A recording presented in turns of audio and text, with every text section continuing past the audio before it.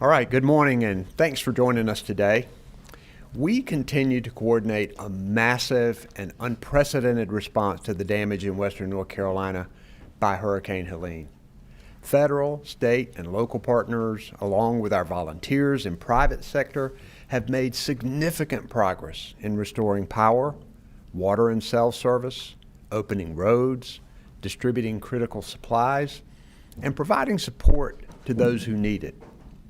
Power outages are now a little under 13,000, down from 1 million at the beginning. Closed roads are at 580, down from about 1,200.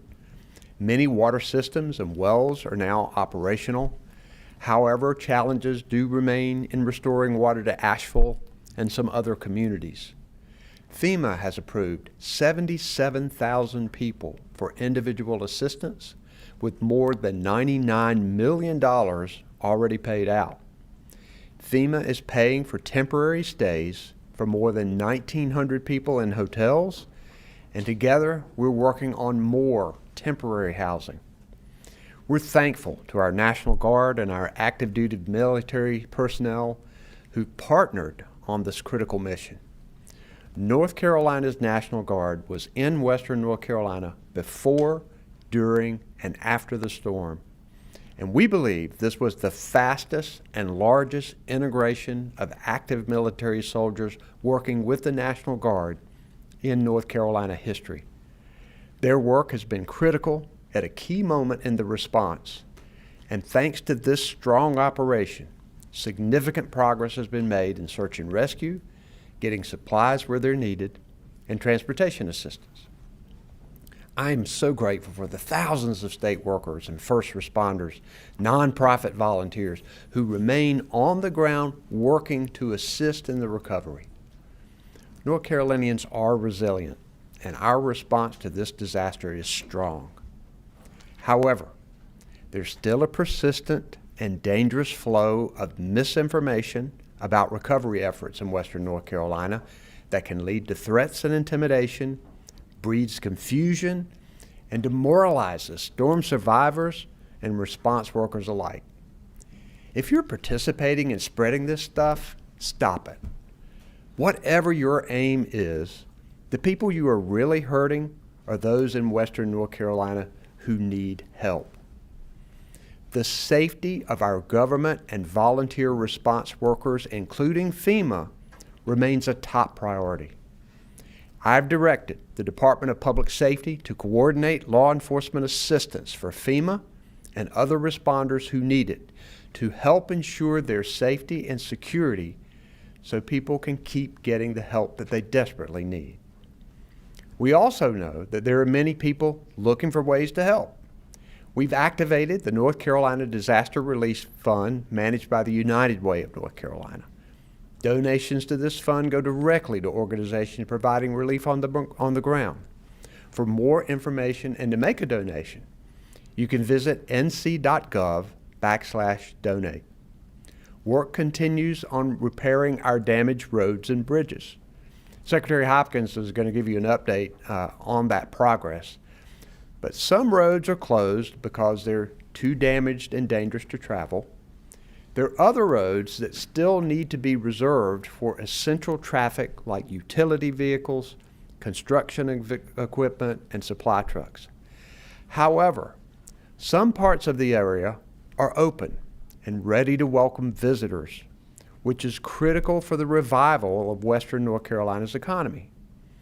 So if you're considering a visit to the area, consult drivenc.gov for open roads and reach out to the community and the businesses you want to visit to see if they are welcoming visitors back yet. In the immediate aftermath of this storm, because of massive communication outages in western North Carolina, many people called 211 to report friends or family they couldn't get in touch with. When phone service began to return, many people located their loved ones, but that information doesn't usually make it back to 211. The Department of Public Safety formed a task force to find who is still unaccounted for and focus efforts where needed. I want to caution that this is not a definitive count because the task force is continuing its work. The number will continue to fluctuate as more reports come in and others are resolved. As of today, the task force number of unaccounted for people is 92. The task force, law enforcement, and other partners will continue working to locate those who are unaccounted for, and I am thankful for their efforts. This storm brought historic rain and damage to one of the most beautiful regions in our state. In the face of this catastrophic disaster, North Carolinians have come together to help each other and begin to move forward. The road to recovery will be long, and we will be with Western North Carolina every step of the way. Today I'm joined by Emergency Management Director Will Ray, FEMA Administrator Deanne Criswell, Major General Todd Hunk, the Adjutant General of the North Carolina National Guard, the Secretary of the Department of Transportation, Joey Hopkins, our Secretary of Department of Public Safety, Eddie Buffalo, the Commander of the North Carolina State Highway Patrol, Colonel Freddie Johnson, the Secretary of the Department of Health and Human Services, Cody Kinsley. Our sign language interpreters are Mark Lineberger and Nicole Fox, and behind the scenes, our Spanish language interpreters are Tamara Cabrera and Erica Kugler. We'll first hear from Emergency Management, Will Ray. Thank you, Governor Cooper, and good morning, everyone. The response and recovery efforts following Helene are ongoing across Western North Carolina. I want to extend my heartfelt gratitude to everyone that has responded to assist our state and to support our local communities during this challenging time. Over 1,500 responders from 38 states have responded to assist North Carolina in our response and recovery efforts. It's been inspiring to see the collaboration and support of partners from across the country converging on our state with one shared mission: to help Western North Carolina. Recovery efforts are continuing and increasing across the impacted area, with local, state, and federal resources deployed into the counties. Over 170,000 North Carolinians have applied for FEMA individual assistance, with nearly $100 million dispersed directly to survivors. Disaster recovery centers have begun operation in impacted counties, and more are coming online before week's end. 4,600 individuals are housed in hotels through FEMA's Transitional Housing Assistance Program. Disaster recovery centers provide critical in-person assistance for survivors that need resources to recover. Applicants can also check on their application status or seek answers to their questions at these locations. FEMA has over 1,200 personnel on the ground, with many distributing information in the impacted communities. As a reminder, FEMA personnel can be identified by their FEMA logo apparel and federal government identification. While many communities have begun the transition from response to recovery, there are still North Carolina fire personnel and trucks, state and federal search and rescue teams, emergency medical services assets, and disaster medical support deployed across the mountains. 14 county emergency operations centers remain activated, with 26 county states of emergency in place and 54 municipal states of emergency that remain in place. There are 13 shelters open, with over 500 residents being served, along with over 80 pets. Our mass feeding task force has 2 sites operational to assist in feeding operations in concert with local emergency management, including the operations of 45 mobile sites across 13 counties. There are approximately 11,000 hot meals being served every day because of their efforts. The North Carolina Department of Transportation has been hard at work, around the clock, to get roadways opened and passable. With a team of more than 2,100 personnel working on more than 6,000 damaged roadways, I want to say thank you for their determination and dedication as a key partner of the North Carolina State Emergency Response Team. Safe drinking water and functioning wastewater systems continues to be a priority in the impacted communities. There are 150 wastewater treatment plants in the impacted area that are now operating under normal processes. 43 facilities are partially operating, with some continuing to operate on backup power. I extend again my sincere thank you to NC Waterworn, to the United States Army Corps of Engineers, and our local partners for their work to assist our local facility operators with addressing problems and for quickly finding solutions. Telecommunications continues to improve across the mountains, with both cell and data service continuing to be restored daily.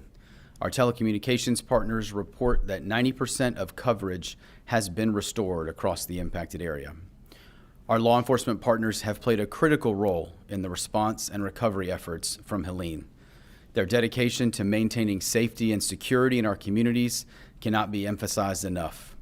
From aviation missions to swiftwater rescue teams, to providing security at distribution sites and shelters, to providing backup to local law enforcement, their response has been critical to the mission's success. The State Emergency Response Team has been in regular communication with our county and municipal leaders, and I want to thank all of our local leaders for their dedication and focus on the mission as we navigate our state's worst disaster. Finally, as we move forward, I want to again thank the thousands of people that have converged on Western North Carolina to assist in this massive effort in response, and also as we look over the horizon at long-term recovery. I urge all North Carolinians to remain focused on the mission of supporting Western North Carolina and in a spirit of partnership and collaboration. Our shared goal is to help Western North Carolina communities rebuild stronger and more resilient. As we've said before, this is a whole of community effort that will take investment from all sectors.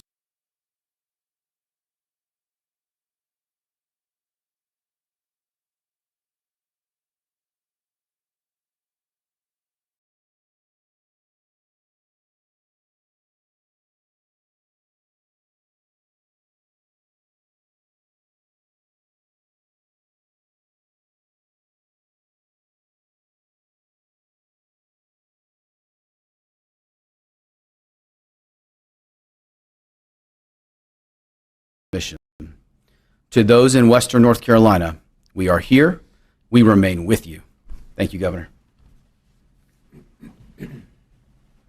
Thank you, Director Ray. And now I'd like to ask FEMA Administrator Deanne Criswell to share an update.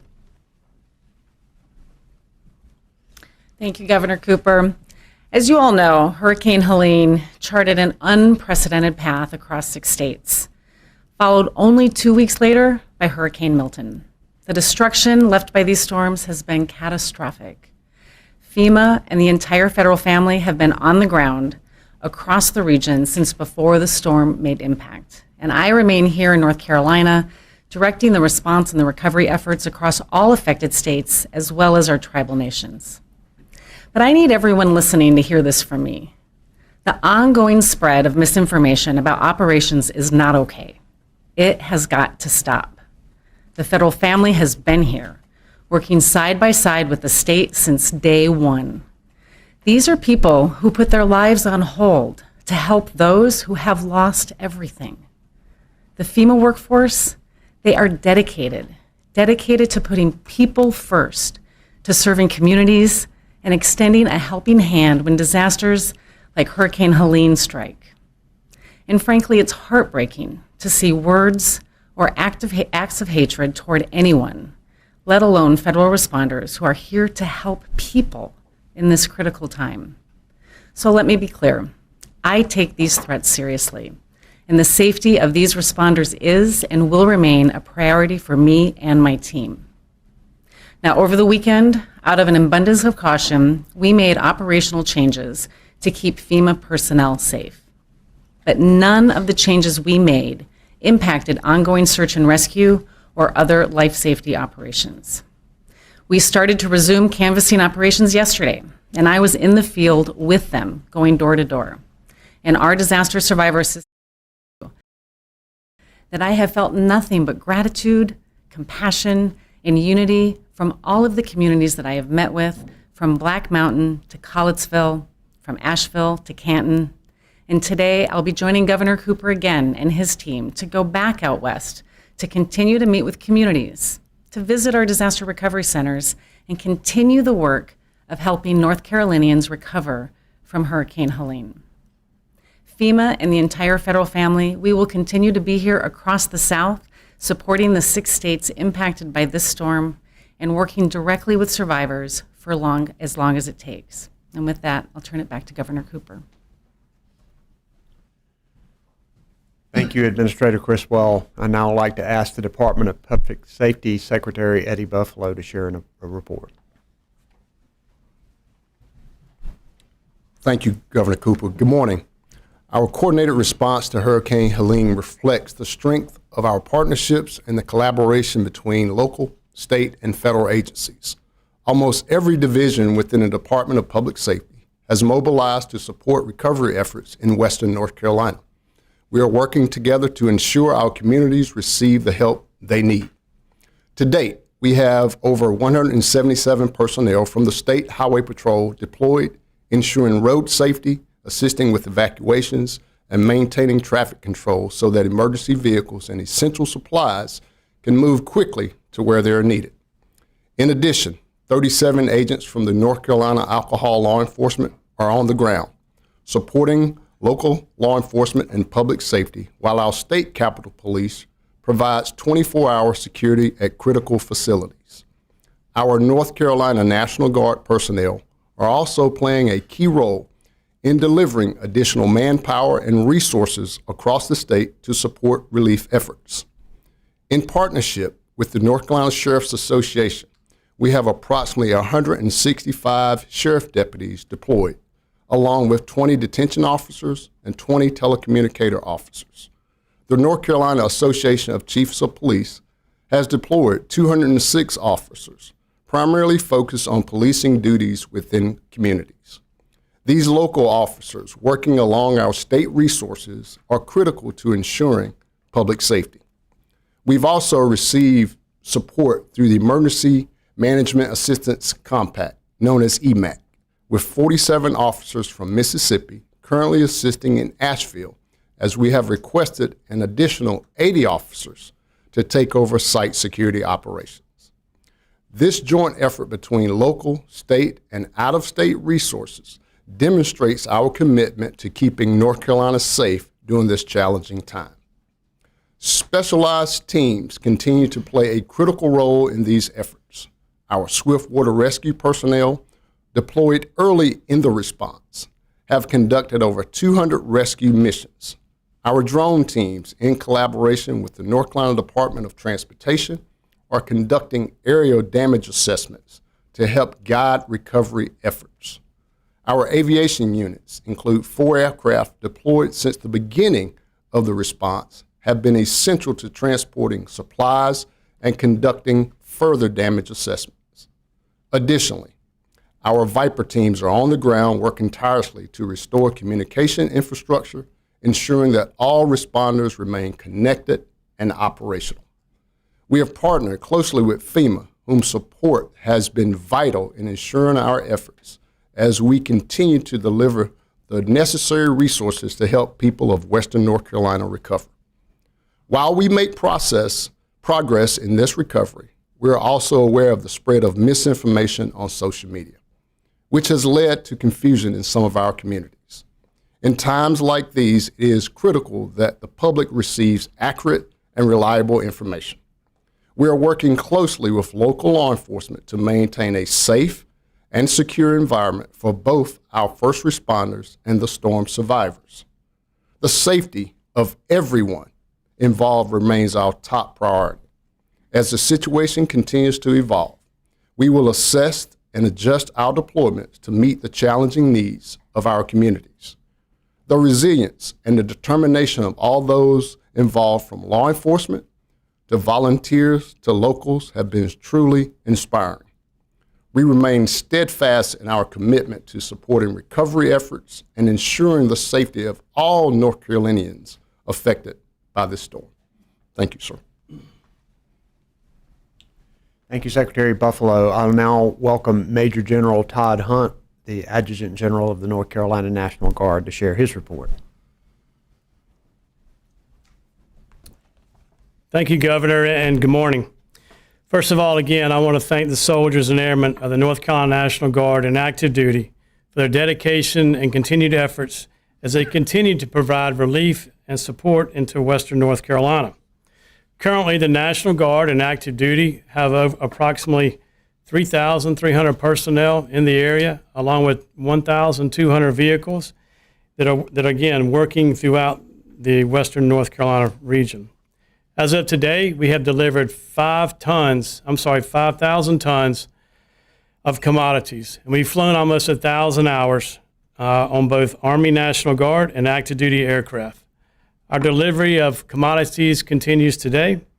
However, we are establishing and managing some warehouses for commodity distribution until the citizens and communities are able to take that operation over. We are still working alongside DOT to clear roads, and then currently we have removed almost 1,400 obstacles to make roadways safe. We are integrated with the Highway Patrol and the Department of Agriculture in joint efforts to provide relief where needed. We have touched every county in Western North Carolina to include 100 fire stations, actually a little more than 100 fire stations by our active duty partners, and have liaisons in each one of the counties to ensure our local needs and their local needs are met. And a perfect example of this collaboration with the locals is we currently had yesterday from Haywood County a request to clear 29 bus routes so that children can go back to school today. And that's a true testament of our partnership with the locals. As we continue to provide search efforts, commodity distributions such as blankets, coats, fuel, heaters, and other items in our warehouse management and support. Additionally, our engineering support with DOT is to provide hasty road improvements. This is enabling our citizens that might be cut off from a main road to gain access to a main road, and is making a huge difference within the region. We are beginning to see positive signs right now from response to recovery, and we hope this will continue as we know it will. And in closing, I want to thank the soldiers and airmen on duty and their families left behind. I'm very proud of what the American soldier and airman is accomplishing. They are making a positive difference within the community. Thank you, Governor. We're grateful to those soldiers and to their employers who allow these soldiers to take time off from their jobs to engage in active duty. Now I'd like to ask Transportation Secretary Joey Hopkins to share his report.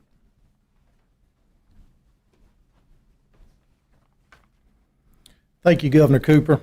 DOT staff from all across the state, crews from both Kentucky and Florida, the North Carolina National Guard, the U.S. Army, and our contractors continue to work hard to restore access to impacted sites in the mountains. We have now opened over 670 roads since before the storm, including more than 100 roads since last Friday. As of this morning, we still have approximately 580 roads closed, and we're happy to see this number go down as crews continue with their efforts. We have identified more than 7,000 damaged sites. This includes over 650 bridge sites and almost 700 culvert sites. And we still expect at least 100 bridges to require full replacement. Damage estimates to repair our transportation infrastructure total several $billions. And an area of major interest, of course, is I-40 in the Pigeon River Gorge. We have awarded an $8 million contract, which was below our engineer's estimate of $10 million, to Wright Brothers Construction to stabilize the westbound lanes of I-40.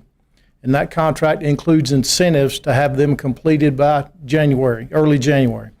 At that same time, we're moving forward with contracts to design and construct the permanent repairs on I-40, and we plan to have a contractor on board in the next few weeks. We've recently reopened the US 19E bridge over the Cane River in Burnsville to 4-lane traffic, and that provides improved access from I-26 into Yancey and Mitchell counties. Our staff is coordinating closely with the utility companies to run new lines along the US 74A corridor from Girton to Lake Lure. This operation involves kayakers pulling lines by hand in the river.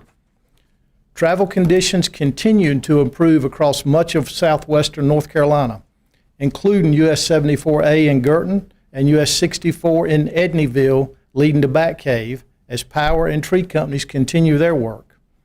While we're making progress and restoring access throughout the region, I want to remind everyone that access to the areas still impacted by the storm is limited to essential travel only. Again, there are still 580 road closures. Many of the open roads have hazards like downed trees on the shoulders, drop-offs, or even narrow lanes. If you have to travel in western North Carolina, I urge you to use caution and slow down for the many crews that are helping to restore the infrastructure. However, some areas in western North Carolina are accessible, like the governor mentioned, and they're open for business. Appalachian State is back in session, and many of the public school systems have reopened. We will continue to monitor the essential travel zone and update it as conditions improve. And you can check out the latest version on our map at drivenc.gov. In addition to that, we want to remind those in the trucking industry to follow the detours we have specifically designated for trucks over 30 feet in length. We've had several instances of trucks trying to take routes that are not built to handle large vehicles, and we've had trucks get stuck, and getting them out takes resources, and getting them turned around is a challenge. As of yesterday afternoon, all but 4 driver's license offices, Asheville, Burnsville, Marion, and Spruce Pine, that were closed due to Helene have now reopened, and the Marion driver's license office is scheduled to reopen tomorrow. North Carolina DMV has also designated local driver's license offices in western North Carolina as credential pickup centers for residents impacted by the hurricane. With mail services temporarily unavailable, these centers provide a solution for obtaining driver's licenses and ID cards as recovery efforts continue. You can find more info on this at our website at www.ncdot.gov/WNC credential pickup.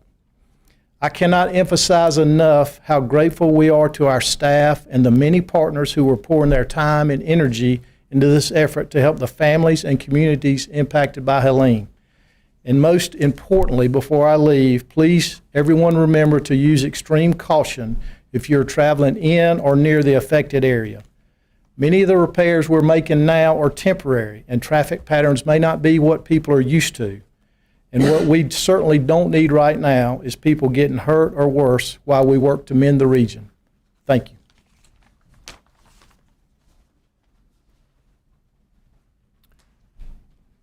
Okay, we're going to have a report from you, Secretary Kinsley, today. Does that do it? Okay, we'll now take questions from the mic over here for anybody in the room, if anybody wants to ask any.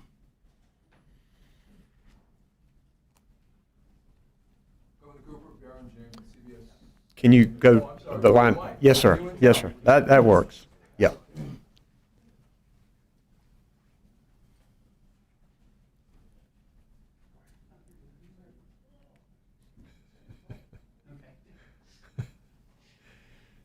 Hey, Governor. Thanks for taking the time and the questions. Had a follow-up from the last news conference on just the number of people who have died due to Hurricane Helene.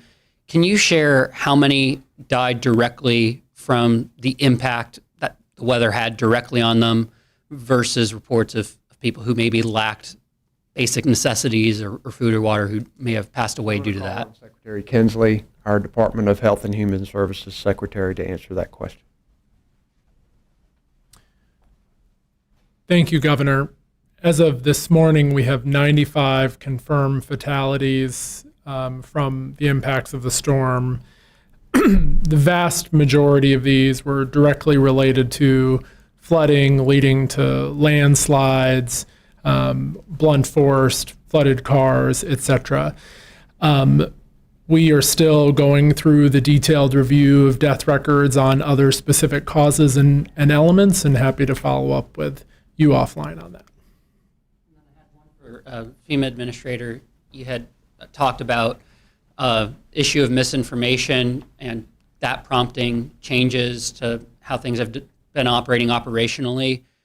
Is there any ongoing threat or any ongoing operational challenges? It sounded like you were alluding to what happened in Rutherford County as past tense.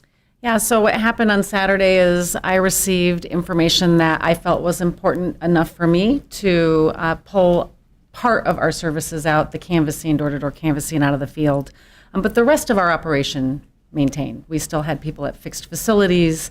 We still had people working with our EOCs. And we now have resumed all normal operations, and I have people going door to door, and we continue to be in the field. I had one final one, sorry, for the governor.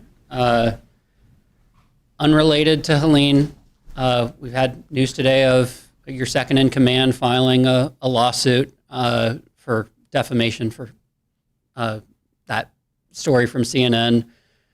Would you call on him to step down, as he is someone who could become acting governor whenever you're out of the state?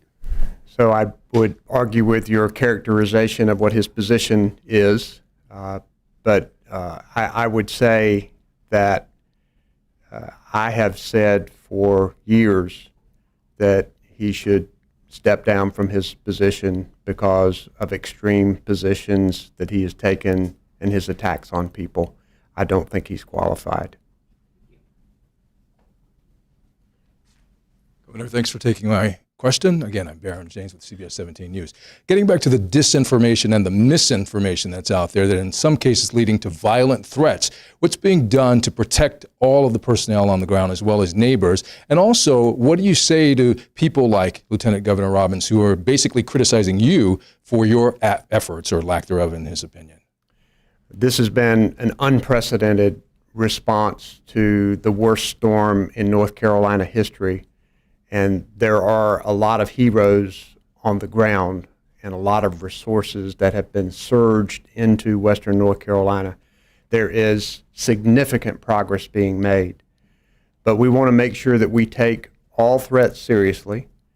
We want to make sure that the disinformation that the Lieutenant Governor is perpetuating and continuing to share on social media, that we are making sure that we protect people on the ground and trying to get the true information to people. He needs to stop it, and there are other people who needs to stop this disinformation, which is ending up hurting people who've lost everything.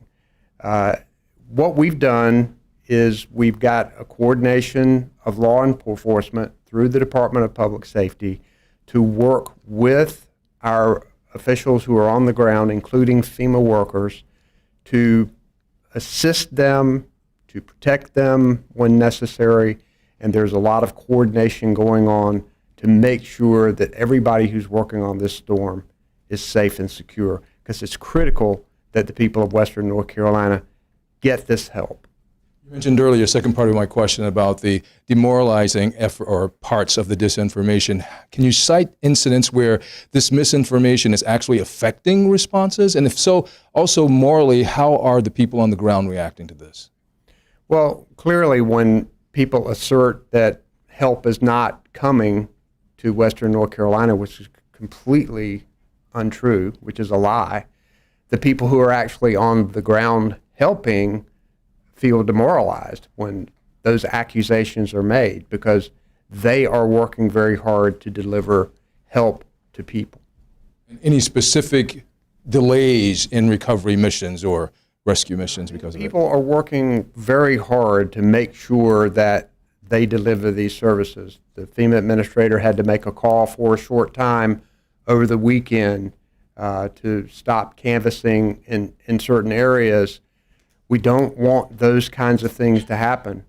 We don't know how many people are not going to apply for FEMA because they have heard misinformation about FEMA taking their property or other wild accusations that are out there. People who desperately need this help but have been convinced that they should be afraid of FEMA or other government officials. That's something we may never know. And why people need to stop it, because the people that you're hurting are the very people who need the help the most. quickly, lastly, sorry, but have there been any arrests associated with the disinformation campaigns that are out there? There was an arrest in Rutherford County. Yes, I'm not aware of other arrests that have been made in disinformation. Anybody else? Oh, yeah, sure. Thank you again for doing this. Eric Miller with WRAL. Following up briefly there, you said you're not aware of any other arrests. Governor, are you aware of any other threats at this point that have impacted either state operations or FEMA operations during this recovery? I'm not aware of specific threats at this point. There's general conversation and disinformation on the internet, but we take every credible threat seriously, and we also understand that just because of the environment that it has created, we have made sure that our Department of Public Safety has law enforcement available to provide assistance and protection to government workers and to those who are volunteering on the ground to make sure people are safe. Yeah. Governor, we've also heard from folks, particularly in the Canton area, who were not able to access FEMA aid after Fred a couple of years ago. They're concerned they're not going to be able to access aid this time around. Your message to those people? That we're not able to access aid in Canton? What are you talking about now? In Canton, yes, sir. And this was a question coming from one of my colleagues. Let me make sure I've got it exactly correct. One of the things we want to make sure that we do in this storm is to turn on every spigot of local, state, and federal, private, and nonprofit resources that we can in order to be able to make sure that people in Western North Carolina recover. I've been in Canton since this storm and have talked with them about trying to access those resources. Governor, thank you. Okay.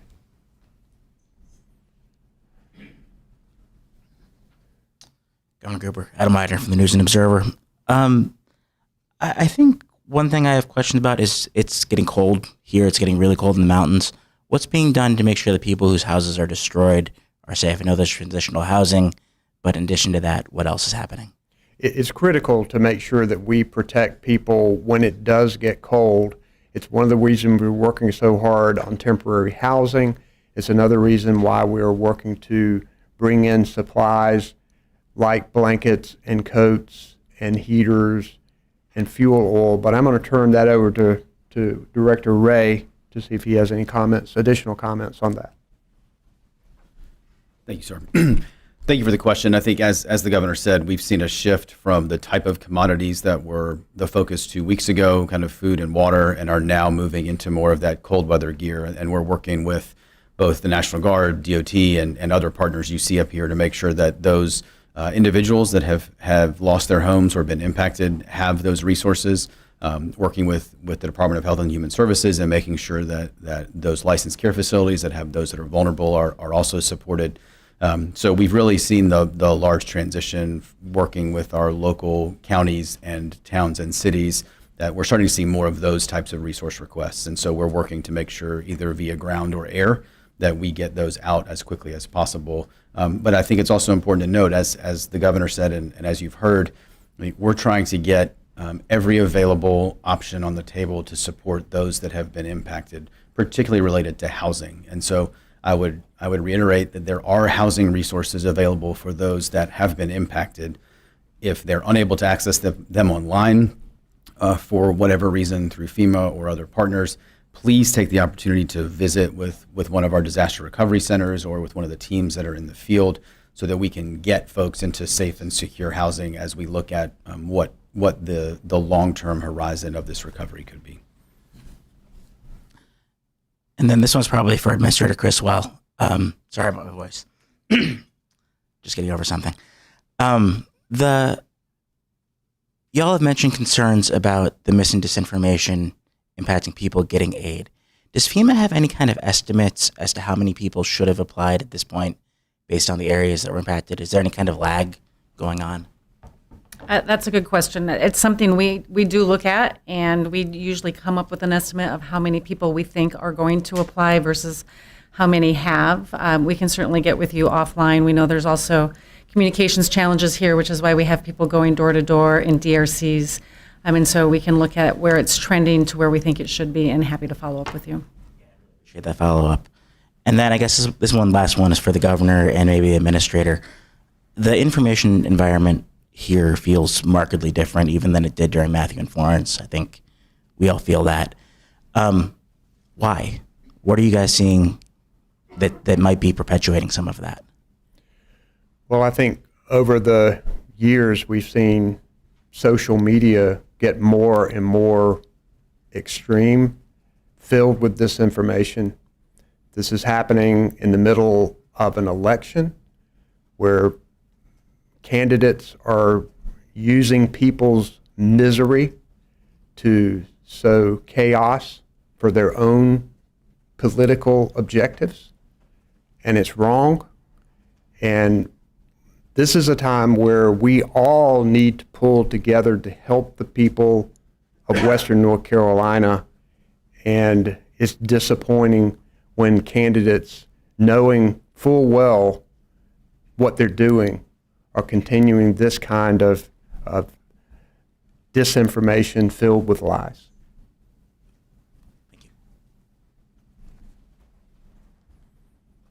Okay, thank you very much.